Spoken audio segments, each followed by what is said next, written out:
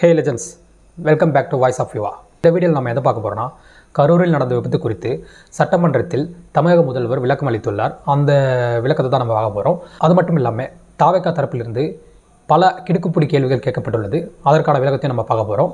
வீடியோவில் போகிறதுக்கு முன்னாடி இந்த சேனலை சப்ஸ்கிரைப் பண்ணாமல் பார்த்துருந்தீங்கன்னா சப்ஸ்கிரைப் பண்ணிவிடுங்க. உங்களோட கருத்துக்களை கமெண்ட் செக்ஷனில் தெரிவிங்க. லைக் மற்றும் ஷேர் பண்ணி வீடியோவை சப்போர்ட் பண்ணுங்கள். சரி, நம்ம இப்போ வீடியோவில் போய்டுவோம். முதலாவதாக தாவேகா தொண்டர்கள் தாவேகா இரண்டாம் கட்ட தலைமையிலிருந்து ஒரு கிடுக்குப்பிடி கேள்வி கேட்கப்பட்டுள்ளது. அந்த கிடுக்குப்பிடி கேள்வி என்னென்னா, முதல்வர் மு க ஸ்டாலின் என்ன சொல்லியிருக்காருன்னா, இந்த விபத்துக்கு காரணம் தாவேகா தலைவர் விஜய் 12 மணிக்கு வரேன்னு சொல்லிட்டு இரவு 7 மணிக்கு தான் வந்து கரூரில் வந்தார். ஸோ அந்த காலதாமதே வந்து இந்த விபத்துக்கு முழு காரணம் அப்படின்ற மாதிரி ஒரு ஸ்டேட்மெண்ட்டை அங்கே ஆணித்தனமாக வந்து சட்டமன்றத்தில் சொல்லியிருக்காரு. இதை பார்த்த நம்ம விர்ச்சுவல் வாரிஸ்லாம் அவரோட ஃபோட்டோ போட்டு ஃபேக் நியூஸ், நாங்கள் 3 மணி முதல் 10 மணி வரை தான் வந்து அஃபிஷியலாக பர்மிஷன் வாங்கியிருக்கோம், நீங்கள் எப்படி வந்து 12 o'clock வந்து வரேன்னு சொன்னேன்னு சொல்லிடுறீங்க, இது வந்து பொய்யான கருத்து, சிபிஐ வந்து இதை தீர விசாரிக்கணும், இவர் மேலே நடவடிக்கை எடுக்கணும்னு சொல்லிட்டு நம்ம விர்ச்சுவல் வாரியர்ஸ்லாம் பொங்கிட்டு இருக்காங்க. இப்போது அந்த பொங்கலை தான் நம்ம என்ன பண்ண போகிறோம், கொஞ்சம் கொஞ்சமாக பிரிக்க போகிறோம். என்ன பண்ணியிருக்காங்கன்னா, இந்த விர்ச்சுவல் வாரியர்ஸு, அதாவது இரண்டாம் கட்ட தலைமையிட சொல்லாங்களே, அவங்க என்ன பண்ணுறாங்க, முதல்வர் ஸ்டாலினோட ஃபோட்டோ, அந்த ஸ்டேட்மெண்ட் ஃபோட்டோவை போட்டு ஃபேக் நியூஸ்னு போட்டுட்டு பக்கத்தில் என்ன பண்ணியிருக்காங்க, இவங்க பர்மிஷன் வாங்கினாங்களே லெட்ரு, அது மணி டு 10 மணின்னு சொல்லி பர்மிஷன் வாங்கியிருக்காங்க. அந்த லெட்டரோட காப்பியை போட்டு இங்கே பாருங்கள், அஃபிஷியலாக நாங்கள் வந்து 3 to 10 தான் வந்து வாங்கியிருக்கோம், எங்களோட தலைவரும் வந்து 7 மணிக்கெலாம் ரீச் ஆகிட்டார் சொன்னாங்க. வித்தின் டைமில் தான் வந்து நாங்கள் ரீச் பண்ணியிருக்கோம், வித்தின் டைமில் 8 மணிக்கெலாம் நாங்கள் முடிச்சு க்ளோஸ் பண்ணிட்டு போயிட்டோம். ஸோ அதனால் எங்கள் மேலே தப்பு இல்லை. இவர் வந்து பொய்யான தகவலை சொல்லிட்டு இருக்காரு, இவர் மேலே வந்து சிபிஐ நடவடிக்கை எடுக்கணும்னு சொல்லிட்டு தமிழக முதல்வர் மேலே விர்ச்சுவல் வாரியர்ஸ் வந்து என்ன பண்ணுறாங்க, சிபிஐயில் கேஸ் எடுக்கணும்னு சொல்லிட்டு ட்விட்டர் பக்கத்தில் போட்டுட்ருக்காங்க. ஓகே, இதை நம்ம விலாவரியாக பார்க்க போகிறோம். அந்த ட்விட்டரோட ஸ்னாப்ஷாட்டை நான் அட்டாச் பண்ணிட்டு பாருங்கள், அதில் என்ன போட்டிருக்காருன்னு நீங்களே படித்து தெரிஞ்சுங்க. அவர் போட்டிருக்கிறது இது ஃபேக் நியூஸு, இதில் இருக்கிறது வந்து டிவிக்கே வந்து அஃபிஷியலாக பர்மிஷன் வாங்கின லெட்டரோட காப்பி, அதை போட்டிருக்காரு பாருங்கள். இதோட நம்ம பின்னாடி பார்ப்போம். பார்த்துட்டீங்களா? இப்போ இவர் என்ன சொல்லியிருக்காரு, நாங்கள் வந்து அஃபிஷியலாக 3 to 10 தான் வாங்கியிருக்கோம், அதே மாதிரி எங்கள் தலைவரும் வந்து 7 மணிக்கெலாம் ரீச் ஆகிட்டார், அதாவது வித்தின் லிமிட், அதாவது 3 to அந்த பஃபர் 10 to பஃபர் லிமிட்டில் வந்து எங்கள் தலைவர் ரீச் ஆகிட்டார். அவரோட உரையாடலை முடிச்சுட்டு அவரும் ரிட்டர்ன் ஆகிட்டார். ஸோ நாங்கள் வித்தின் லிமிட்டில் தான் பண்ணோம், எங்கள் மேலே தப்பு இல்லை, நாங்கள் அஃபிஷியலாக வாங்கியிருக்கோம் லெட்டர் அப்படின்னு சொல்கிறாரு. அஃபிஷியல்னா என்ன, பர்மிஷனாக என்ன, ஃபஸ்ட்டு அந்த ஐயா விர்ச்சுவல் வாரியர் தற்கொலை வாரியருக்கு வந்து நான் புரிய வைக்கணும். அதாவது முதல்வர் ஸ்டாலின் வந்து அந்த சட்டமன்றத்தில் என்ன சொல்கிறாருன்னா, 3 to 10 வந்து தாவேகா தலைமையில் இருந்து அஃபிஷியலாக பர்மிஷன் கேட்டிருக்காங்க, நாங்களும் வந்து 3 to 10 வந்து பர்மிஷன் கொடுத்துருக்கோம். ஆனால் பொதுச் செயலாளரான புஷி ஆனந்த் சோஷியல் மீடியாவிலே பேட்டி கொடுக்குற இடத்துலையும் ஆன்லைனில் இவங்களோட அறிவிக்கிற தளத்துலையும் இவங்க என்ன சொல்லியிருக்காங்கன்னா, 12 மணிக்கு கரூரில் வந்து விஜய் வருவார், அதனால் மக்கள் வந்துருங்கன்னு சொல்லிட்டு இவர் வந்து பேட்டி கொடுத்துருக்காரு. அந்த பேட்டியோட வீடியோவும் நான் இந்த இதில் அட்டாச் பண்ணுறேன் பாருங்கள். அவர் என்ன சொல்லியிருக்காருன்னா, கரூர் ஈரோடு சாலை வேலுச்சாமிபுரத்தில் நாளை மதியம் 12 மணி அளவில் தமிழக வெற்றி கழகத்தின் தலைவர் அவர்கள் மக்களை சந்திக்க இருக்கிறார் என்பது தெரிவிச்சு. கரூரில் மதியம் 12 மணிக்கு தமிழக வெற்றி கழக தலைவர் விஜய் வந்து வருவார், உரையாற்ற வருவார் அப்படின்னு சொல்லி அஃபிஷியல் கொடுத்துருக்காரு. இந்த நியூஸை பல டிவிகே டீம், அதாவது ஐடி விங்ஸ், அவங்க எல்லாருமே கரூரில் 12 மணிக்கு தான் அவங்களே அஃபிஷியலாக அனௌன்ஸ் பண்ணியிருக்காங்க. அதே வச்சில் அவர் என்ன சொல்கிறாரு, நாங்கள் வந்து 3 to 10 தான் வந்து பர்மிஷன் வாங்கினோம், 7 மணிக்கு வித்தின் லிமிட்டில் வந்தோன்றாரு. 3 o'clock to 10 o'clock தான் பர்மிஷன் வாங்கினீங்க, ஆனால் உங்களோட அதிகாரப்பூர்வ அறிவிப்பாக நீங்கள் சோஷியல் மீடியாலையும் பேட்டிலையும் என்ன சொல்லியிருக்கீங்கன்னா, கரூருக்கு 12 மணிக்கு வந்து விஜய் வருவார்னு சொல்லியிருக்கீங்க. அதனால தான் மக்கள் வந்து என்ன பண்ணிட்டாங்கன்னா, காலையில் 10 மணி 9 மணிலேருந்தே கூட்டம் கூட ஆரம்பித்து 12 மணிக்கெலாம் ஃபுல்லாக டைட் பேக்கடாக ஆகிட்டான். அதுக்கப்புறம் என்ன பண்ணுறீங்க, இன்னும் நீங்கள் காலதாமதமாக 7 மணிக்கு வரீங்க. 7 மணிக்கு வந்தால் இன்னும் மக்கள் சேர்ந்து அதாவது காலேஜ் பசங்க, ஸ்கூலு எல்லாருமே ஒன்று சேர்ந்து ரொம்ப டைட் பேக்கட் ஆகிடுச்சு. ஸோ இதான் அங்கே நடந்த கூட்ட நெரிசலுக்கு காரணம்னு சொல்லிட்டு தமிழக முதல்வர் சொல்கிறாரு. வாரியர்ஸ், அதாவது விர்ச்சுவல் வாரியர்ஸ் என்ன சொல்ல வரீங்க அஃபிஷியல்னு, இவங்க வந்து 3 to 10 o'clock வாங்கினாங்க இல்லையா லெட்ரு, அதுதான் வந்து அஃபிஷியல் லெட்டரான். இவங்க வந்து பேட்டிலையும் அந்த மீடியாலையும் இந்த ஆன்லைனில் வந்து 12 o'clock வருவாருன்னு சொன்னது வந்து அஃபிஷியல் கிடையாது. ஃபஸ்ட்டு என்னன்னு புரிஞ்சுக்குங்க. நீங்கள் வாங்கின பர்மிஷன் லெட்டரை நீங்கள் எந்த இடத்துலையும் வந்து இதுமாரி நாங்கள் கவர்மெண்ட்டுக்கிட்ட இருந்து 3 to 10 வந்து பர்மிஷன் வாங்கியிருக்கோம், அதனால் நீங்கள் 3 to 10 வந்துருங்கன்னு சொல்லிட்டு நீங்கள் எந்த இடத்துல போஸ்ட்டும் பண்ணலை, எங்கேயும் வந்து அறிவிக்கலை. அது பேர் அஃபிஷியல் லெட்டரே கிடையாது. யாருன்னா வந்து போலீஸோ இல்லை அடுத்த யாரோ ஒரு ஹையர் அதிகாரியோ வந்து இந்த இடத்துல ஏன் கூட்டம் நடத்துறீங்கன்னு உங்களை கேட்டால், நாங்கள் தகுந்த பர்மிஷன் வாங்கி வச்சுருக்கோம், அதனால தான் கூட்டம் நடத்துகிறோன்னு சொல்லி காட்டுறதுக்கு தான் வந்து அந்த பர்மிஷன் லெட்ரு, அதுதான் வாங்கி வச்சுருக்கேன் அப்படின்னா அந்த இடத்துல நடத்தலாம்னு சொல்லிட்டு உங்களுக்கு ஒரு அத்தாரிட்டி, அதுக்கு தான் வாங்கியிருக்கேன். அது பேர் வந்து அஃபிஷியல் லெட்ரு கிடையாது, அது பர்மிஷன் லெட்ரு. ஆனால் அஃபிஷியல்ன்றதுனா உங்கள் தரப்பிலிருந்து சோஷியல் மீடியாலேயோ இல்லை ஊடகத்திலேயோ நீங்கள் இத்தனை மணிக்கு வராரு, இத்தனை மணிக்கு பேசுகிறாரு அப்படின்னு ஒரு வார்த்தை கொடுக்குறீங்க பார்த்தீங்களா, அது பேர் தான் அஃபிஷியல். ஏன்னா உங்கள் தரப்பிலிருந்து உங்களோட தலைமையிலிருந்து ஒரு இந்த டைமில் வராங்கன்னு சொன்னால் அது பேர் தான் அஃபிஷியல். எது அஃபிஷியல்னு புரிஞ்சிங்கன்னா தற்குறி வாரியர்ஸ். என்ன தான் சொல்கிறேன்னு புரியல. நான் என்ன நினச்சேன், நீங்கள் அடிமட்ட அதாவது தொண்டர்கள் தான் வந்து தற்குறியாக இருப்பாங்கன்னு நினச்சேன். அங்கே இருக்க தலைமையுமே வந்து தற்குறியாக தான் இருக்குது. தற்குறி வாரியர்ஸ் இதில் வந்து புரிஞ்சுங்க அஃபிஷியல் எது, பர்மிஷன் லெட்டர் எதுன்னு. அஃபிஷியல்னால் நீங்கள் சொன்னது தான் அஃபிஷியல். ஏன்னா புஷி ஆனந்த்ன்றவர் தமிழக வெற்றி கழகத்தோட பொதுச் செயலாளர், அவர் தான் அஃபிஷியல். அவர் எதனா ஒரு வார்த்தை சொன்னார்னா அது அஃபிஷியல் வேர்ட்ஸு, இதுதான் அஃபிஷியல். இதை ஃபஸ்ட்டு நீங்கள் புரிஞ்சுங்க. அதுக்கப்புறம் கூட்ட நெரிசலான இடத்த கொடுத்துட்டாங்க அப்படின்னு சொல்லிட்டு அதே 25ஆம் தேதி ஏடிஎம்கே ஐயா எடப்பாடி ஐயாவுக்கு இதே இடத்துல தான் பர்மிஷன் கொடுக்கப்பட்டு அங்கேயும் வந்து 15,000 மேற்பட்ட தொண்டர்கள் வந்திருக்காங்க.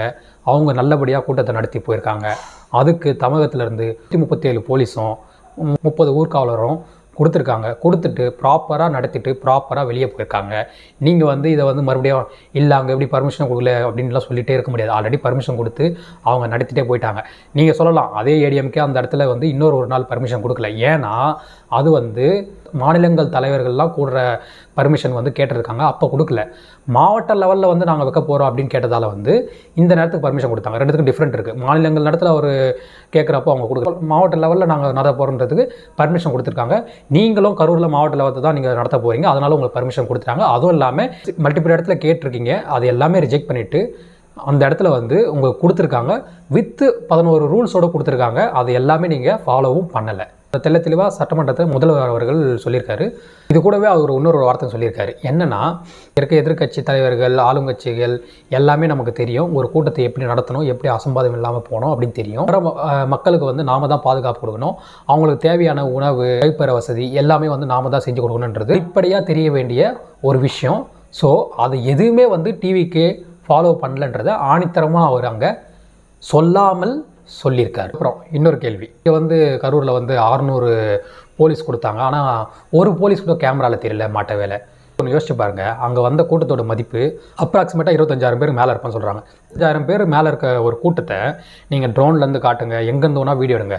எங்கேருந்து வீடியோ எடுத்தாலும் புள்ளியாக மக்கள் தெரிவாங்க தவிர ஒவ்வொரு ஃபேஸையும் உங்களால் ஐடென்டிஃபை பண்ண முடியாது.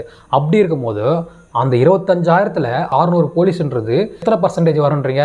1% கூட வராது. பர்சன்டேஜ் கூட வச்சுன்னா அந்த 1% ஆஃப் பீப்புள் நீங்கள் எங்கே போய் தேடுவீங்க? எல்லா கேமராலையும் அவங்க மாட்டுவாங்களா? நீங்கள் 25,000 பேர் மாட்டாதவங்க வந்து 600 பேர் மட்டும் உங்கள் கண்ணுக்கு தெரிஞ்சிருவாங்களா? 600 பேர் உள்ளே இருந்திருப்பாங்க, ஆனால் எங்கெங்கே அவங்க என்ன கண்காணிக்கிறாங்கன்றது யாருக்கும் தெரியாது. ஏன்னா அவங்க அங்கே ஏரியாவில் ஒரு 50 பேரை நான் பார்த்துக்கிறேன், இங்கே ஒரு 100 பேரை பார்த்துக்கிறேன்னு சொல்லிட்டு தள்ளி அங்கங்கே இருப்பாங்க. அவங்கவுங்க கண்காணிச்சுட்டு என்னென்ன பண்ணணுமோ நடவடிக்கை எடுத்துகிட்டு இருப்பாங்க. நீங்கள் வந்து எல்லா கேமராலையும் அந்த 600 போலீஸும் 600 போலீஸும் உங்கள் கண்ணுக்கு தெரியும்னா 600 போலீஸும் ஒரு இடத்துல குமிச்சிட்டு இவங்க தான் அந்த 600 போலீஸு அப்படின்னு உங்கள்கிட்ட காட்டினா மட்டும் தான் உங்கள் கண்ணுக்கு தெரியும். அதுதான் வேணும்னா அதுக்கு அவங்க வந்தே இருக்க மாட்டாங்களா? அவங்க வந்து தான் அங்கே பாதுகாக்கிறதுக்கு. அதனால் அவங்க சுற்றி கலைஞ்சி தான் இருப்பாங்க. அவங்களால கேமராவில் பார்க்க முடியாது. ஃபுல்லாக அதை கவர் பண்ணியிருந்தால் எங்கன்னா நம்ம பாஸ் பண்ணி பார்த்தா அந்த 600 போலீஸ் வந்திருக்காங்களா இல்லையான்னு தெரியும். அதை வந்து சிபிஐ பார்த்துப்பாங்க, அவர் வந்தாங்களா இல்லையான்றது அவங்க நடவடிக்கை எடுத்துப்பாங்க.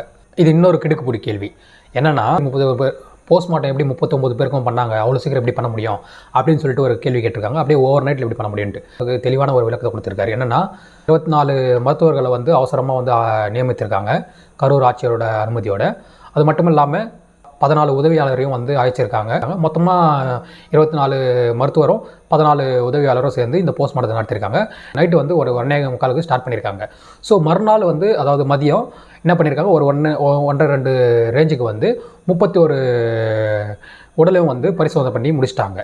ஏன் இதை பண்ணாங்கன்னா, அந்த 31 உடலையும் வந்து தகுந்த முறையில் வந்து சேஃப்டி பண்ணி வைக்கிறதுக்கு அவங்ககிட்ட கூலிங் எக்யூப்மெண்ட்ஸ் இல்லையா. அவங்க ரிலேட்டிவோட பாடி வேணும்னு கேட்பாங்க இல்லையா, ஸ்டோர் பண்ணி வைக்க முடியாது. அதனால் வந்து நைட் வித்தின் 1 டேயில் வந்து நம்ம போஸ்ட்மார்ட்டம் முடிச்சுட்டு அவங்ககிட்ட பாடியை ஒப்படைச்சிருவோம். இதான் வந்து அவங்களோட பிளானாக இருந்திருக்கு. அதனால தான் வந்து இமீடியட்டாக வந்து பர்மிஷன் வாங்கி அந்த பிளானையும் வந்து எக்ஸிக்யூட் பண்ணியிருக்காங்க. இதான் ரீசன். ஸோ இந்த ரீசனை அவர் வேலிடாக வச்சிருக்காரு. இதை நீங்கள் குறை சொன்னாலும் சரி, இதில் எனக்கு வந்து மர்மம் இருக்குது, நீங்கள் இதில் இதை நம்ப முடியல அப்படி எப்படி சொன்னாலும் சரி, சிபிஐ விசாரித்தா அவங்க சிம்பிளாக சொல்லிட்டு போயிடுவாங்க. ஏன்னா இது உச்சநீதிமன்றத்திலே வந்து இந்த கொஸ்டின் வந்து கேட்டிருக்காங்க. தமிழக அரசு தரப்புலேருந்து இது மாதிரி பர்மிஷன் வாங்கி நடத்திருக்கோம் அப்படின்னு சொல்லிச்சு. அதனால் வந்து அது பெருசாக எடுத்துக்கல. உச்சநீதிமன்றமே இதை ரிஜெக்ட் பண்ணிச்சுன்னா சிபிஐ என்ன பண்ணுவாங்க, ஆப்வியஸாக இதான் ரீசன், இதனால் பண்ணணும் ஒரு வேலிட் ரீசன் சொன்னால் ஓகேன்ட்டு அக்செப்ட் பண்ணிட்டு போவாங்க தவிர எப்படி அது எங்கேருந்து வந்தாங்க அப்படின்லாம் கேட்க கொடுத்தா அதுக்கு ரீசனும் வந்து அவங்க வச்சுருக்காங்க, ப்ராப்பரான பர்மிஷன் வாங்கி வச்சுருக்காங்க, எல்லாமே வச்சுருக்காங்க. ஸோ அதில் வந்து அசால்ட்டாக அவங்க ஜம்ப் அடித்து வச்சுட்டு வந்துடுவாங்க. இது ஒரு பெரிய அவங்க இக்கட்டாக அவங்களுக்கு இருக்காது. ஆனால் நீங்கள் தான் வந்து இன்னும் ஆன்லைனில் எப்படி நடந்தது கேட்டுட்டு இருக்கணும். பெரிய கிடுக்குப்பிடி. அதாவது என்ன சொல்லியிருக்காங்கன்னா, நாங்கள் வந்து எந்த ஒரு விதிமீறலும் மீறலை அப்படின்னு சொல்லிட்டு இருக்காங்க. ஆக்சுவலாக என்னென்னா, திமுகவோட ஒரு வேலையை பார்க்கணும். நீங்கள் என்ன நினச்சிருக்கீங்க, சிபிஐ போனால் வந்து இவங்க மாட்டிப்பாங்க. சிபிஐ போனால் மாட்டிப்பாங்க இல்லைன்னு நான் சொல்லலை. ஏன்னா பிஜேபி கையில் இருக்குது. ஸோ என்ன பண்ணுவாங்க, டிஎம்கே போட்டு வரட்டி எடுக்க தான் பார்ப்பாங்க. ஸோ விஜய் வந்து பிஜேபியில் போய் சேர போகிறாரு. ஸோ அவருக்கு சப்போர்ட் நல்லாவே இருக்கும். பிஜேபி தலைவரான வானதியும் அவங்களும் சொல்லியிருக்காங்க, ஒரு பெரிய வந்து கூட்டணி அமைய போகுது அப்படின்னு சிரிச்சிட்டே சொல்லியிருக்காங்க. விஜய் அதில் வந்துருவார். ஸோ சொல்லவே தேவையில்லை.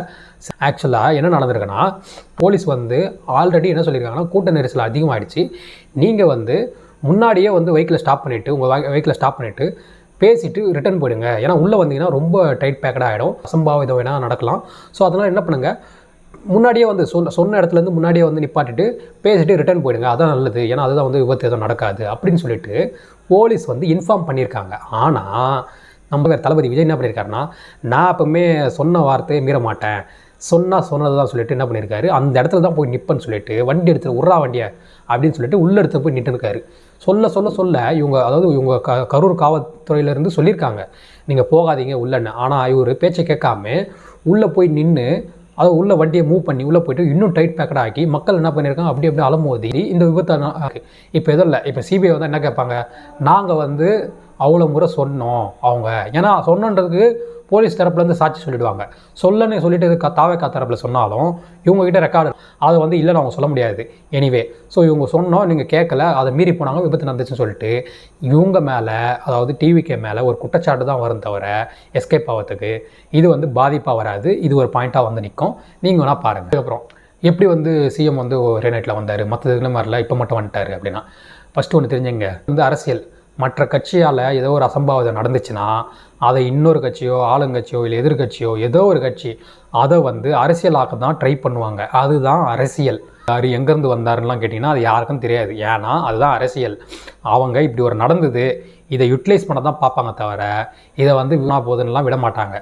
இந்த மாதிரி ஒரு அசம்பாவிதம் இன்னொரு கட்சியால் நடந்துச்சா, இங்கே நம்ம என்ன பண்ணணும், ஓவர் பெர்ஃபார்மன்ஸ் பண்ணி இந்த இடத்துல மக்கள்கிட்ட நம்ம நல்ல பேர் வாங்கணும் அப்படின்னு சொல்லிட்டு அவங்க என்ன வேணால் படத்துக்கு ரெடியாக இருப்பாங்க. அதை தான் வந்து திமுகவும் வந்து பண்ணியிருக்கு.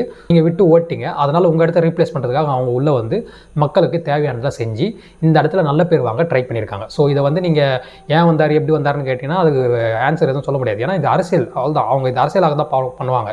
அதை நீங்கள் என்ன சொல்கிறது, ஒன்றும் சொல்ல முடியாது. சார துண்டிப்பு இப்போ தான் பார்த்தேன். அதாவது இந்த ட்விட்டரில் ஒருத்தர் ராம்குமார், இந்த லயோலா மணிலாம் இருக்கார் இல்லையா, அவரை போல் இவரும் ஒரு தலைமை பொழுது ஏதோ ஒரு பொறுப்பில் இருக்கார் பொழுது இவர் வந்து கிடுக்குப்பிடி கேள்விறாராம். நிறைய வந்து கிடுக்குப்பிடி கேள்விலாம் வந்து டிஎம்கேவை பார்த்து நாம் தமிழரை பார்த்துலாம் இவர் கேட்பாராம். அந்த லெவலுக்கு கிடுக்குப்பிடியான ஆளாம் இவர் கேட்டிருக்காரு. இவர் லட்சணத்தை பாருங்கள். ஒரு வீடியோ போட்டிருக்கேன். அதில் என்ன கேட்குறாரு இவர், நாங்கள் வந்து சிபிஐ மாற்றணுன்ட்டு எந்த ஒரு இடத்துல சொல்லவே இல்லை, நாங்கள் பிஜேபி பின்னாடிலாம் ஒழியல, நீங்கள் தான் பிஜேபி பின்னாடி ஒழிலிருங்க, நாங்கள் சிபிஐக்கு மாற்ற வேணும் சொல்லவே இல்லை, எங்கள் வாயிலேருந்து அது மாதிரி வார்த்தைகளே வரல, டிவிகே சைட்லேருந்து யாருமே கேட்கவும் இல்லை, எங்கே எனக்கு எவிடன்ஸு காட்டுங்க, நாங்கள் யாராவது சொன்னோமா காட்டுங்கன்னு சொல்கிறாங்க. கீழே அதோட எவிடன்ஸை போட்டிருக்கேன். உங்களோட நீதிபதி தான் நாங்கள் இதை சிபிஐக்கு மாற்றணும்னு சொல்லி மனு எழுதி கொடுத்துருக்கோன்னு சொல்லியிருக்காரு. பிஜேபிக்கு பின்னாடி போய் ஒளிஞ்சிக்கிறீங்க தான் நாங்க கேக்குறோம். நாங்க பிஜேபிக்கு பின்னாடி ஒளியில, புரியுதுங்களா? நாங்க வந்து சிபிஐ வேணும்னு கேட்கல, நாங்கள் கேட்டது வேற. ஆனா நீங்க போர்ட்ரே பண்றது என்ன, விஜய் சிபிஐ கேட்டார், விஜய் தான் சிபிஐ வேணும்னு கேட்டாரு. எந்த இடத்துல தமிழக வெற்றி கழகம் சிபிஐ விசாரணை வேண்டும் என்று சொன்னது சொல்லுங்க, எங்களுக்கு ஆதாரத்தை எடுத்து கொடுங்க பாப்போம். எந்த இடத்துல நாங்க சொல்லியிருக்கோம் சொல்லுங்க. காவல்துறை இந்த மனுவை விசாரிக்க கூடாது, இதை central bureau of investigation CBI தான் விசாரிக்க வேண்டும் என்று நாங்கள் மனுவை தாக்கல் செய்து இன்றைக்கு தாக்கல் செய்திருக்கிறோம். நான் சரி உங்கள் தொண்டர்கள் தான் வந்து தற்கொலையாக இருப்பாங்கன்னு பார்த்தா இரண்டாம் கட்ட தலைமை, முதல் கட்ட தலைமை எல்லாருமே வந்து தற்கொலையாக தான் இருப்பாங்க. நான் தான் வந்து தப்பாக புரிஞ்சுக்கிட்ட பொழுது மன்னிச்சிடுங்க, இனிமேல் எல்லாம் அவங்க தற்கொலைன்ட்டு நான் புரிஞ்சுக்கிட்டேன். நல்லது. அதே ராம்குமார் அவர்களும் அதுக்கப்புறம் இன்னும் ஒரு பெரிய ஆள், நான் கூட அந்த ஆள் என்னமோ நினச்சேன், ஆஹா நல்ல நாலேஜ் உள்ள பர்சன், நல்லா பேசுவாப்பில்லன்னு. யாருன்னா நம்ம சவுக்கு சங்கர். அவர் இனிமேல் சவுக்கு சங்கர்லாம் வச்சு சொல்லாதீங்க, அவர் பேர் தற்குறி சங்கர்னு பேர் வச்சுங்க. அவர் ஒரு ட்விட்டரில் ட்வீட் போட்டிருக்காரு. என்னென்னா, சம்பவம் அன்னைக்கு கரூரில் நாங்கள் கரண்ட் கட் பண்ணலை அப்படின்னு சொல்லிட்டு செந்தில் பாலாஜி சொல்லியிருக்காரு. ஆனால் சட்டப்பேரவையில் முதல்வர் வந்து நாங்கள் கரண்ட் கட் பண்ணியிருக்கோம் அப்படின்னு சொல்கிறாரு. இதில் எது உண்மை, நீங்களே போய் சொல்லிட்டு திரியுங்கன்னு சொல்லிட்டு ட்விட்டரில் அவர் ஒரு ட்வீட்டு போட்டிருக்காரு. யார், நம்ம சவுக்கு சங்கர். அதாவது சவுக்கு சங்கர் என்கிற தற்குறி சங்கர் ஒரு ட்வீட்டு போட்டிருக்காரு.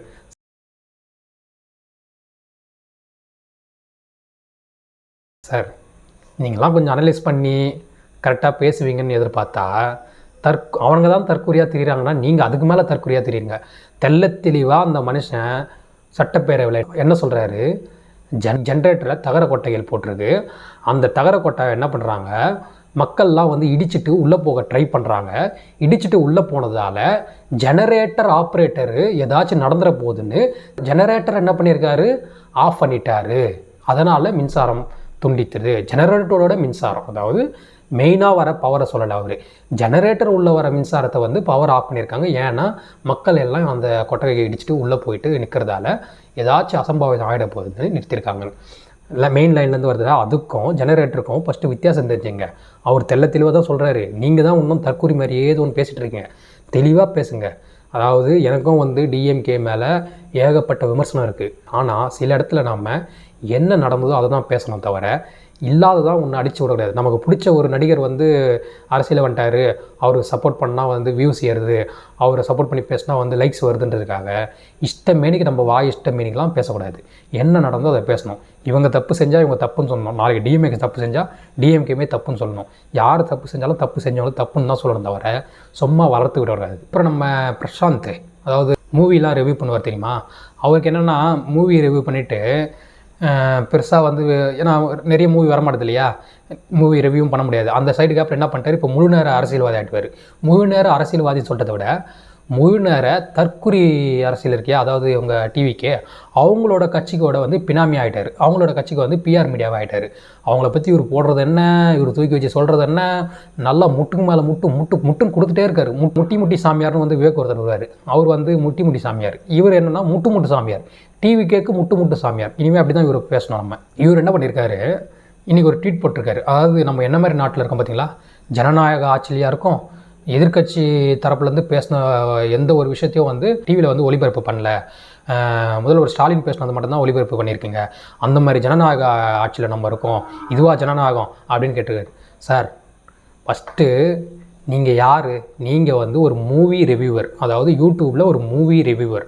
உங்கள் வீடியோவை யாருமே பார்க்கலன்னா நீங்கள் ஒன்றுமே இல்லை, நீங்கள் ஒரு ஜீரோ.